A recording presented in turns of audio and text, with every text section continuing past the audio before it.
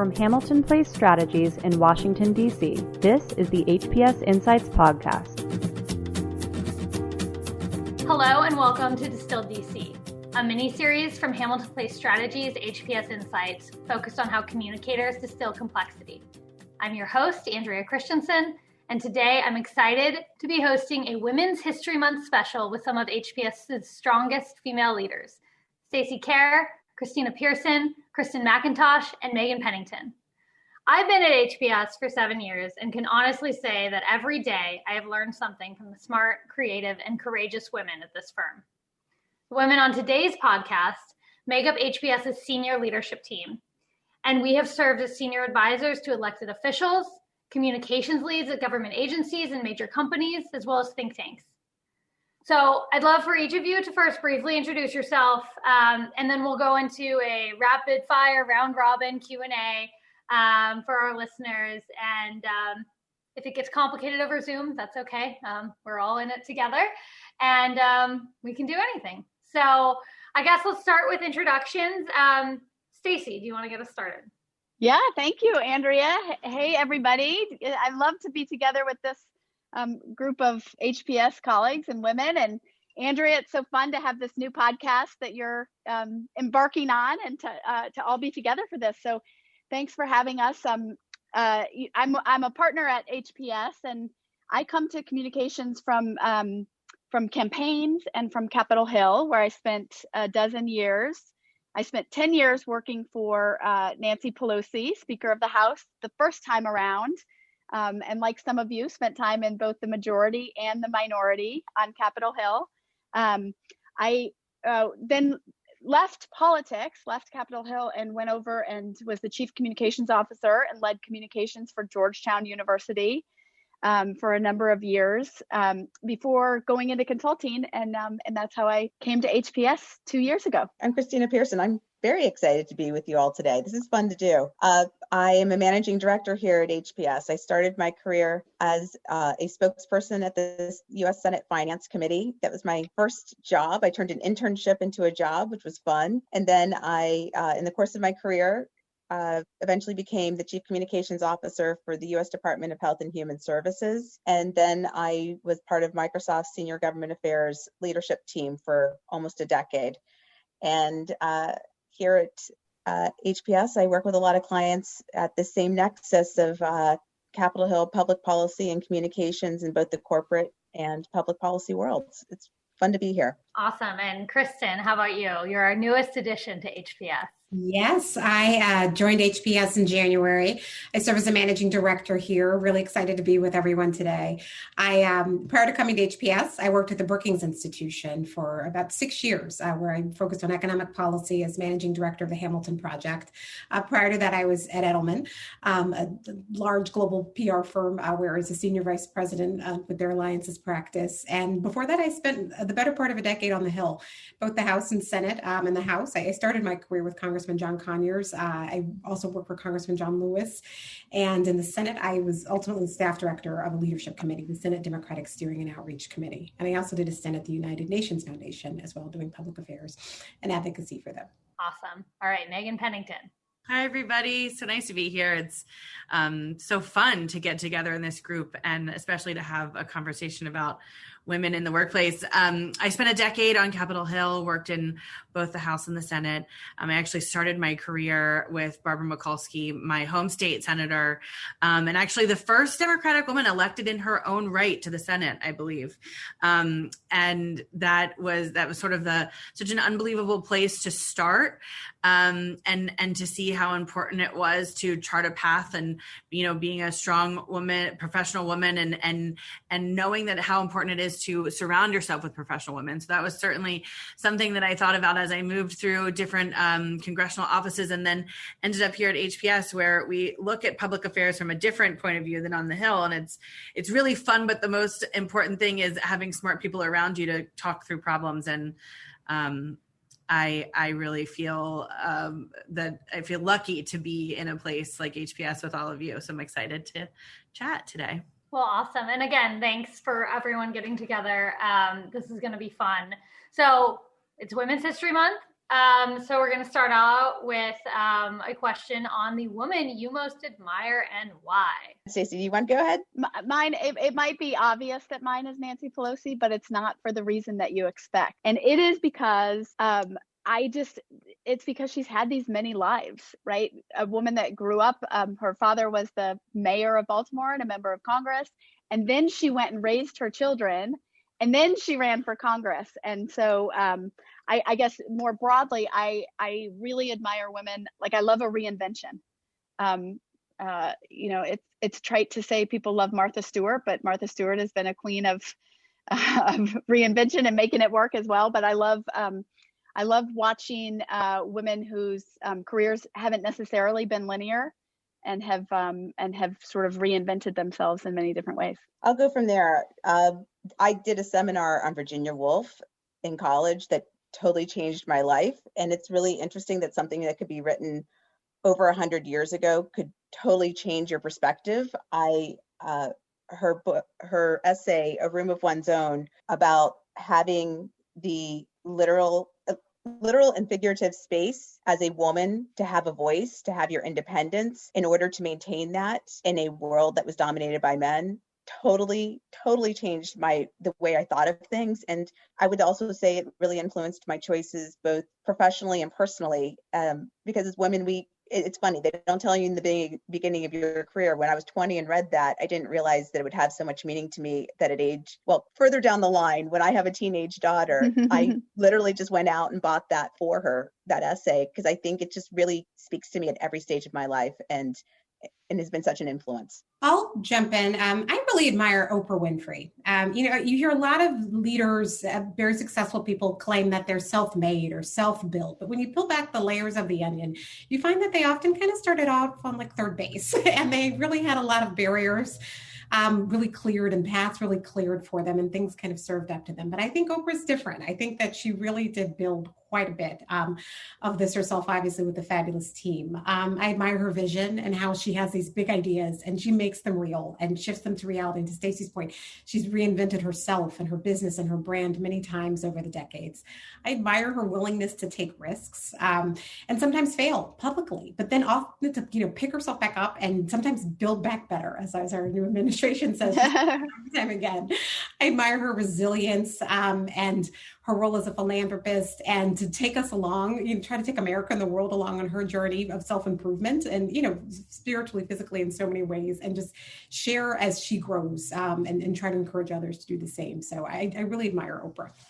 Kristen, I thought about her too, because I do think it's easy to look at these women who are really successful and not look back. I mean, Oprah makes it look easy, right? I mean, Oprah made that recent interview look easy. And so I think it is really, really important to remember that for many of these pioneering women, it was never easy. Never. And it's right. And they were clearing a path, along the way. Absolutely. Well, I'll jump in and say, I spent some time thinking about there's so many women that I could say admire. And certainly I mentioned Barbara Mikulski and she is one, but I'm actually going to say an obvious one, which is my mother. My mother was amazing in so many ways, but I think the one that was the most is just, she was so kind and humble. And this is a woman that didn't need to be. She had a career. She had a master's degree in child psychology, but she was a mother to me and to my three sisters in the most compassionate and kind way. And I always think in my work life, there are two things that she used to always say to me that I think about in a stressful moment. One, she would always say, don't borrow trouble. I would fret about something. You're trying to figure out, how am I going to do this? How am I going to have this conversation? And she would say, Megan, don't borrow trouble. And she was so right. You spend so much time worrying about something and not just doing it. And the other one was trust in the timing of your life. She would say it all happens at the right time. And it's again, like if you try to figure out and put all the pieces into place, you're just going to end up worrying about stuff that doesn't really matter. So I think those two lessons apply to certainly personal life, but also I find myself going back to them in my work life. Well, I think it's pretty fantastic that we have a lot of women from across history that we can draw inspiration from. I mean, that Elizabeth Bennet is one of my personal faves from the fictional world, just because she has a lot of vivacity, but also is able to admit, when she's wrong, and learn from that. And so I think that, anyways, fictional isn't quite as great, but it's pretty awesome that we do have that. Which kind of leads me to my next question for folks to just pick up. Being a woman in the workplace, I mean, and especially right now, but also in the past, and we have had different career paths, all of us. And, the pandemic's been really interesting. There's been a lot of coverage about women leaving the workforce to care for families and the undue pressure that has been put on women. So there's a lot of tie-ins here, but I'd just be curious if some of you could speak to kind of the biggest challenge you've faced being a woman in the workplace and how you've dealt with it. I'll start off. I think sometimes the boundaries between the professional and the personal life, in my professional life, sometimes people have made suppositions about the choices in my personal life. I was pregnant and up for a big promotion, and was initially not being considered for it because a person thought that I would be too busy when I had a baby to really want to take on that challenge. And to the leader's credit, it was actually a man. He said, well, has anybody bothered to ask her? And they came and asked me, and I did want that challenge. And my husband, bless his heart, was very supportive of me. And it led to a long series of events where, he had to take on more of the workload, but that was a choice we made in our personal life together. And I appreciate my husband being a big supporter of me in it, but I would never have had that opportunity if people in my professional life, quite often men, hadn't stopped and said, hey, do we know what she wants or doesn't want? I think people assume if you are a woman with a career and kids that you need to do things a certain way, and every woman is different and should be supported in whatever choice she and her partner make, period. Yeah, Christina, mine has also been about, my biggest challenge has been about finding balance and, feeling like I'm not serving my workplace or my family completely. And honestly, not having a stay-at-home partner that has clear and full responsibility for taking care of my kids. My husband and I have always been full-time working parents.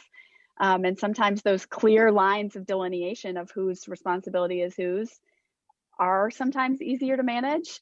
And, this is like evolved for me over my career, and it's meant different things at different stages. I mean, I went on the road with a 5-month-old, my first son, 5-month-old at home, and I went on the road 5-6 days a week for work, and my husband stayed home, and took care of, and he was working full time and had a new 5-month-old baby at home.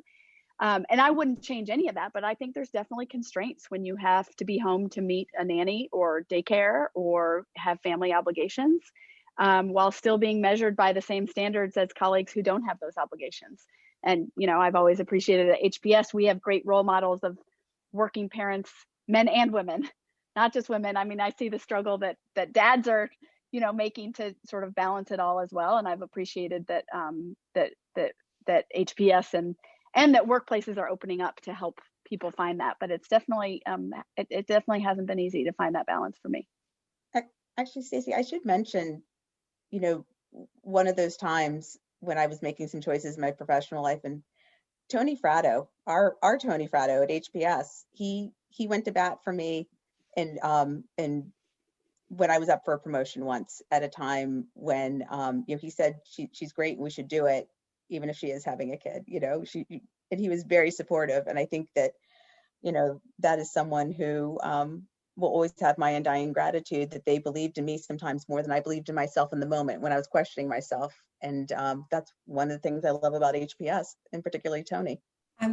That's terrific. One thing that I'll raise in terms of challenges is just accepting, and I think the earlier in your career women can accept this, the better, is that the workplace isn't always a meritocracy. I mean, sometimes it is, but it isn't always. And so not necessarily accepting that, but acknowledging it at least. And then how do you adjust to that? How do you plan to that? And acknowledging that sometimes you do work twice as hard for half as much in situations. How can you be an advocate for women coming behind you? How can you learn from those who've come ahead of you? But I do think it's important for women to acknowledge that, because I think it can affect how you structure your career path, the work that you put in, the mentors that you try to learn from. And I think it's an important thing that we have to acknowledge. So I think, and this has been a new thing that I'm thinking about kind of now that I'm 35 and I've sort of entered that era of my life where like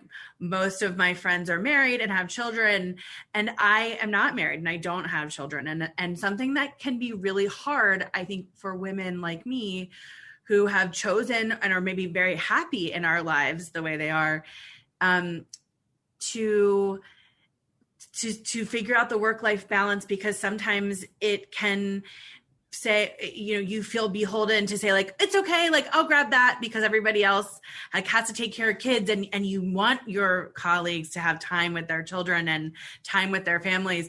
But also you might need time to go out with your friends or to read a book. And I think that single women without children struggle with that. I think we want to support our sisters and make sure that there is an environment and a workplace where it is possible to raise children. And I would just want to put a plug in and say that I think our society has a lot of work to do to make raising children easier. It is in all of our best interests if people can raise really good, loved, and supported children, because those are our future colleagues and our friends. And so it is on all of us. But I think we're still kind of figuring out what is that balance between kids, no kids, married, unmarried, I don't know, a part-time musician. So it's I think about that a lot, especially during this COVID time that's been so weird. Well, I think that you raised such an important point, especially during pandemic, and the need for people to have guardrails in their life between work and their personal life. And just because someone doesn't have kids doesn't make their personal life needs any less important. And I do think that that's an important thing for people to acknowledge also. And I think in terms of, which leads me to my next question, in terms of guardrails, like in work from home pandemic life, I think there was a piece actually out yesterday from Microsoft that looked at the number of additional meeting minutes and the number of additional chat minutes that people have been having over the course of the pandemic. And it's enormously high and it's unsustainable.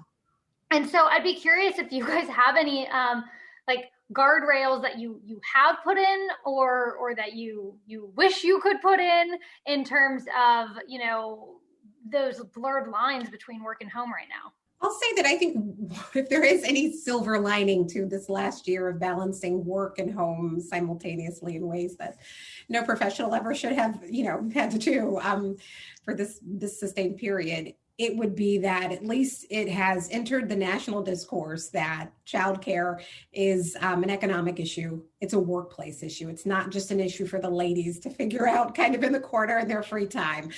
So I think that's so important to see that it is really driving the national agenda, being taken seriously in a way that it never has before. And these broader work-life balance issues are really in the mainstream now. And I think that's so important. And I'm pleased to see that there seems to be action, at the highest levels of government that continue to acknowledge this and to solve it, and that this isn't just a blip and then we go back to how it was before.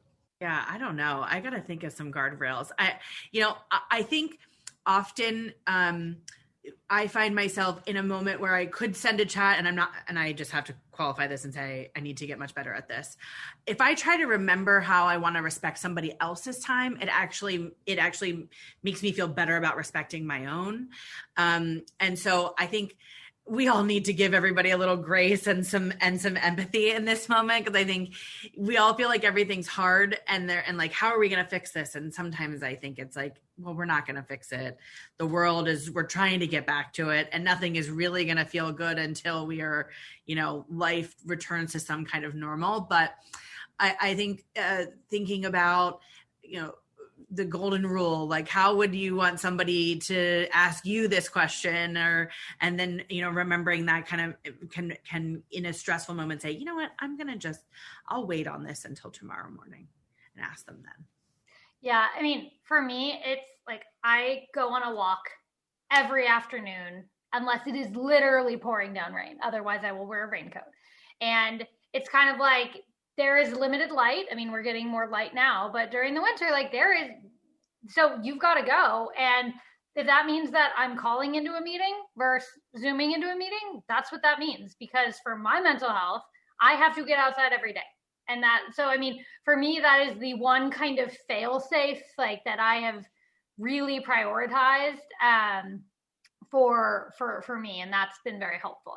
I think that Megan's point on empathy is really worth pausing over for a moment. I mean, this has been truly extraordinary in this time that it has become acceptable in the workplace for a broad audience, not just women, not just working mothers, not just the HR person, but we are actually having real conversations about guardrails. And I think that, quite often in the workplace, I think in HPS, we always tried to have a culture where we respected people's vacations, or if it was, if somebody was, said they had a sick day, we wanted them to go home. But I didn't always find that kind of acceptance in every workplace. And I think that it is really good that we are at all levels of companies and offices and with all people talking about those types of things now and what those boundaries are and respecting them and respecting them. It also understanding that, some people may, need that afternoon walk, but it's okay. They're okay with being engaged at 7:00. Some people prefer that, they prefer, they're night owls and they prefer to do that. Or they, I think that people have gotten better about communicating that with each other and at all levels. And I think that's a really great thing that has been a change in this society over the pandemic. Well, awesome. Thanks. And totally agree. So going back to kind of a more specific work-related question, that I think another thing about pandemic is we're all trying to think about how can we be, most efficient with our time and, most effective at the same time. And so I'm just curious if everyone can just share if they have a go-to tool for communicating something that's complex or challenging. I mean, whether that's, I always go straight to like find a research hook or whatever that is. Like, I'm just curious what tools people use on that front. So I'll jump on this. Mine is really simple, and it's a team. I think when you're doing something complicated or, facing a challenging situation, I think one of the most important things is to get perspectives other than your own, right? It's very easy when things are moving fast to work on your instincts, right? And so I think having a team to sort of challenge you, and as we say at, one of the hallmarks of HPS is like a culture of dissent, and being able to sort of bounce those ideas and really challenge each other with that is really important. Mine is a new thing I'm trying to do with my email, where I understand, like I know there's like 17 things I need to ask in an email, and I'll like kind of get some thoughts in, and then I stop myself and say, what am I doing here? It's like that military philosophy of like info, request, ask, whatever. And I try to like edit myself down and then make it very clear at the top, here's what we're doing. And I found that it's not only helpful for me, it does seem to get the person that you're trying to reach to answer your question a little bit more effectively. I think when communicating in difficult situations or crisis situations, it's important to step back and try to understand the vantage point of the other side of the issue. I think sometimes we become so passionate and such deep advocates, for what we're working on or what we're trying to achieve, that it can be tough to step back and truly understand the motivations or the concerns of others. So I think that's really useful, to step back and just truly try to have some empathy and put yourself in the other person's shoes as you craft your messaging, as you think through your response. I think that's really important. All right. So a follow on to that is all of us have had mentors throughout our career. We've learned a lot and through different experiences. And I'd just be curious, what is one piece of advice that you would give to women just starting out in their careers that you really wish that you had when you were starting out? I went to a lunch on Capitol Hill once, and it was this convening of women, and I honestly don't even remember what it was or how I ended up there. But the woman leading it said, find somebody who will advocate for you when you're not in the room. And I have taken that with me because, especially in Washington, I feel like there can be such a push to network and get coffee and make sure that you know all these people. And that it can be really important. I mean, especially in comms, when we are meeting reporters, and sometimes it's like the right reporter or the right thinker at an advocacy organization knowing to reach out to you about something. So like there's a time for it. But then when you're thinking about personal relationships and mentors, it's those high quality relationships that you develop over time, so that there's going to be a moment somewhere where somebody just like maybe doesn't know you very well, or doesn't understand you, or doesn't understand your approach to work. And that if there's somebody in that room that does and says, yeah, wait a second, you should ask Megan, or you should ask Andrea, I think that goes such a long way. Yeah, mine has been the advice I always give is it's perfectly fine to figure things out as you go along. I've never fully understood, the advantage of charting a path early and not being open to sort of the opportunities that come along the way. And that was definitely, I certainly never intended to work for the first woman Speaker of the House. That wasn't how I set out in my career. But I think just making sure that you are constantly learning and being challenged in your job, and that is what will set you up for the next opportunity, whether it's one that you orchestrate yourself or one that comes to you at a time that you may not even expect it. Yeah, I'd encourage young people. I think one thing that both Stacey and Megan are touching on is, finding champions, but also being open to opportunity. And I think that I would add to that, be you. That is so important. I find that often people approach me and say they want to have a career like mine. And I've had a wonderful career, but I am actually more interested in what they want to achieve out of their life. And you will find your own path. And I think the important part about a mentor is that two-way street. You aren't looking to them for answers. You should treat a mentor as a relationship of somebody who can bounce ideas off of, who can be your supporter and your advocate when you're not in the room, who can help you find the path that really achieves what you want to do.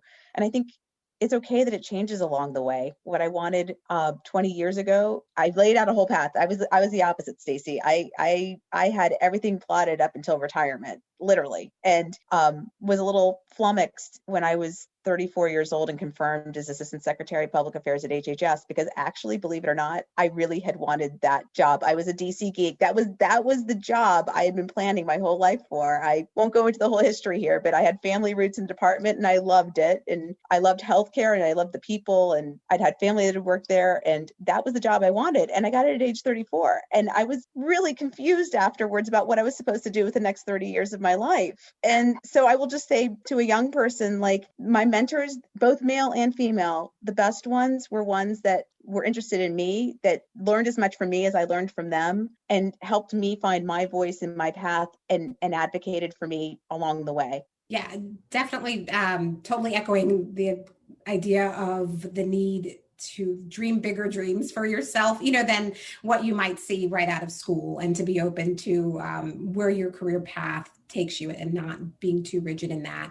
The other great piece of advice I once heard someone say was, be known, and particularly for people, coming out of school and starting their careers, try to be known as someone who cares about getting the job done right and getting the job done well. Like, let that be your reputation. Let it be a reputation that you are willing to put in the work, and that you care about the work and you're passionate about it.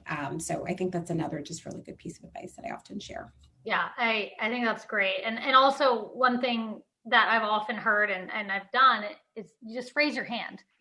At the tail end of Governor Schwarzenegger's administration, they wanted to do a trade mission to China. And I was like, I want to lead it. And they were like, cool, you can lead it. So, I completely ill-prepared, but I was able to do it.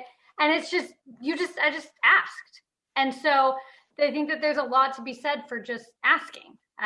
Well, and Andrea, that's another thing is it's fiction to think that everybody who's leading something is already prepared to do it, right? So you don't need to be, right? Like it's if you have the confidence and the willingness to learn, it is fine to step up. You don't have to wait. I see so many, women who are waiting to take that next step because they want to be ready. My husband said that to me a long time ago. He's like, what do you need to what else do you need to do? What box do you need to check? Like, just go, like, whatever's next for you, go do it. And men don't think about that. Men just say, like, of course I can do that. And it's like, well, they're probably right. But you know what? I need to say that too. or there's been maybe not all men, but there's certainly been a place in society where it's easier for them to just figure it out as they go, or they get more opportunities. So I think for women, especially, just like you did, Andrea, it's like, no, I can do that. And then step up and raise your hand.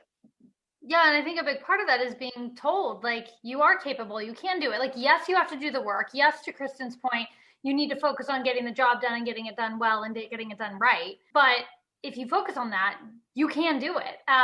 Which leads me to the next question. And just if somebody has like a strong point of view on this, I'd be interested in sort of what like moment. It could be more recent, it could be historic, but like, has there been a moment that stands out to you that has been really important for working women? I know that I have a moment, actually, when Kristen and I first met, we talked about this back in like 2008, 2009, the women of the Senate were doing their checklist for change. And I remember it was around the time of Lilly Ledbetter and the Supreme Court decision. And then, there was an incoming Obama administration, and we had this Lilly Ledbetter Fair Pay Act that was signed into law. And I won't go down into the details of Lilly Ledbetter, but she had worked at Goodyear Tire, and she found out years later that she had been paid less than her male counterpart. And the Supreme Court had decided that her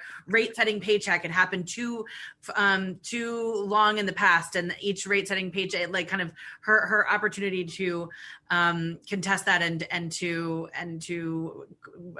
demand equal pay to her male counterpart had expired. And there was this moment where all these women senators coming together and saying, like, what are the issues that matter to women? And we, there will always, until, we just had Equal Pay Day. So I don't know if everybody saw the graphics on Twitter and around social media where it shows like what women are earning. It's this day in the year until women earn what men earned in 2020. And then it's like, of course, the numbers go down by women of color. And it's just like, you look at that and you think like, oh my gosh, how could we really be so far away from parity here? But I think back and we are in a time where it is okay. And the women before us have paved the way to demand equal treatment in the workplace. And I think that each time we have one of these fights, like equal pay or, paid maternity leave or paid parental leave. I mean, gosh, like people in the private sector that have to, kind of struggle with how are they going to go on leave and how much of their salary will they earn while they're gone. So I don't know. I just think back to that time, and it was really fun when Kristen and I were chatting about, we didn't know each other then, but we were both working on different parts of that in the Senate. That's right. That was the Senate Democratic Women's Senators Checklist for Change campaign. It was quite an undertaking, and it was fun to work on that back then.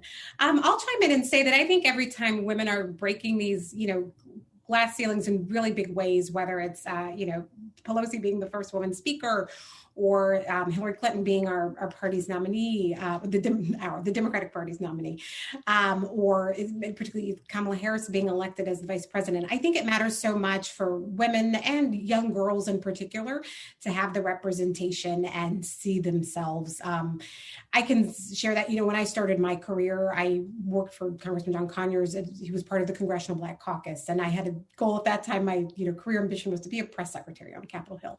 But in retrospect, it was really meaningful and impactful within the Congressional Black Caucus as an African-American woman to see women who looked like me, a lot of them having the career path that I wanted, and to be able to talk to them and for them to mentor me and guide me.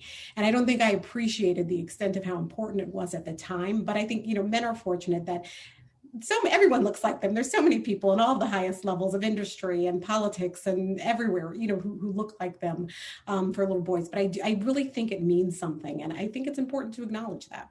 Yeah, mine's a little bit more sort of historic in government policy. And I think about maybe at the time, it really wasn't intended even for women in the workplace. But I think it was FDA approval of the birth control pill to prevent pregnancy in 1960. Honestly, like giving women control and power over making choices about their body and their family and having, the ability to then balance a career around that has been huge. And I now hear there's 2 pills moving over the counter at FDA. So hopefully it's going to get easier and easier to kind of eliminate the barriers that are keeping women from having full control over making decisions about, the timing for their family and their careers.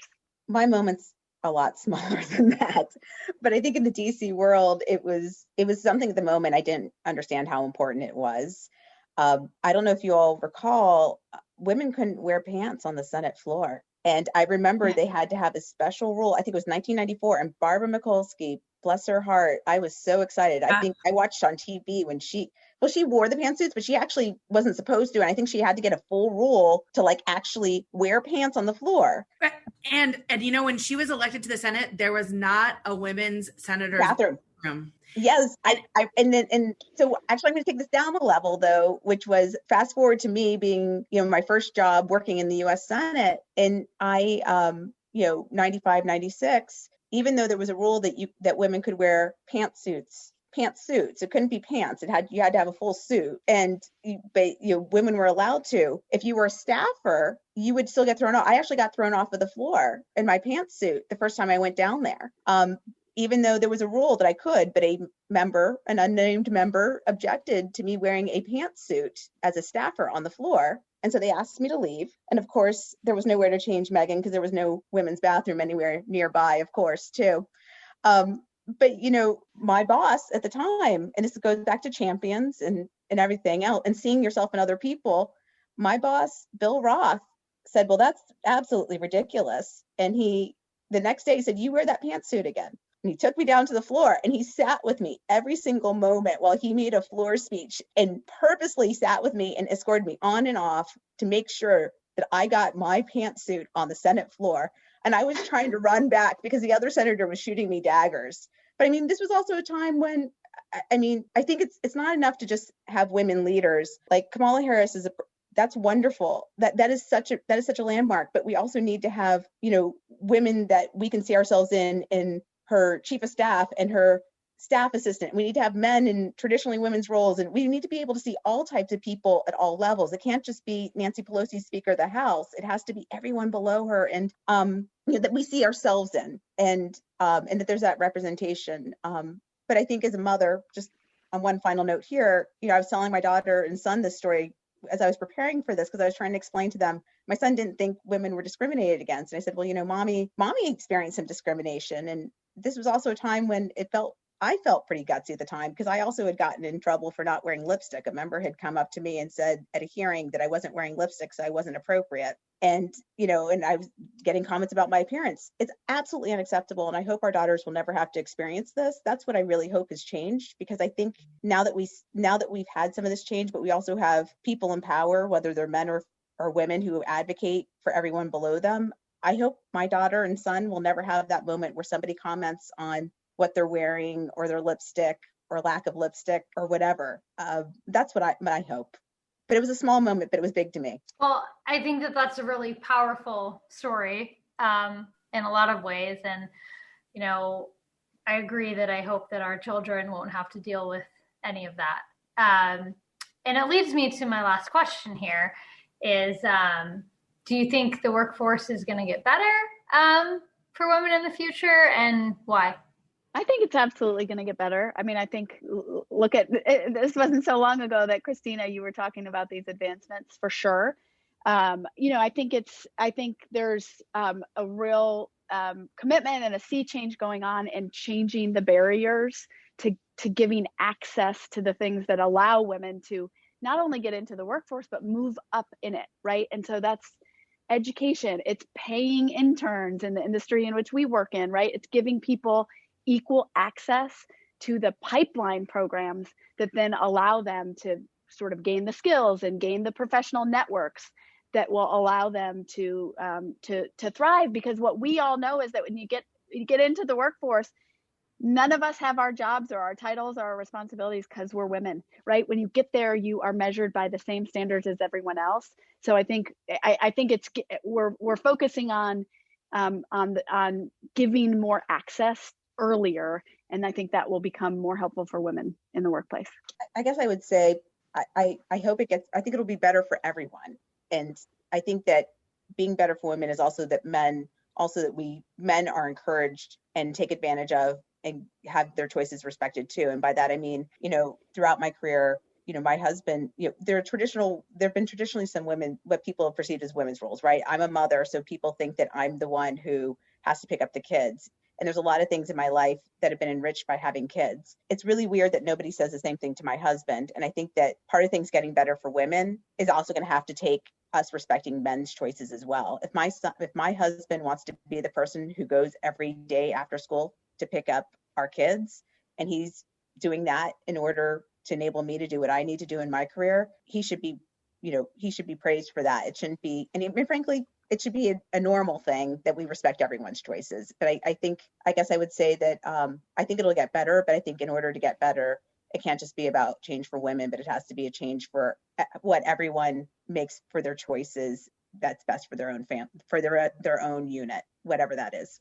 I think it will continue to get better. I think there's been quite a bit of progress in recent decades. And I do think there's so much discussion. And I think by bringing these issues to the forefront, whether it's with paternity leave or, having more flexible schedules for men, or men being able to speak up openly in the workplace that they have kids and sometimes attend to them, I think all of those things make a difference and are informing the policies of a lot of organizations. And I think things like equal pay day and, advocacy around those issues are really important too. So I think, again, COVID has been a great opportunity to, lay a lot of these issues bare.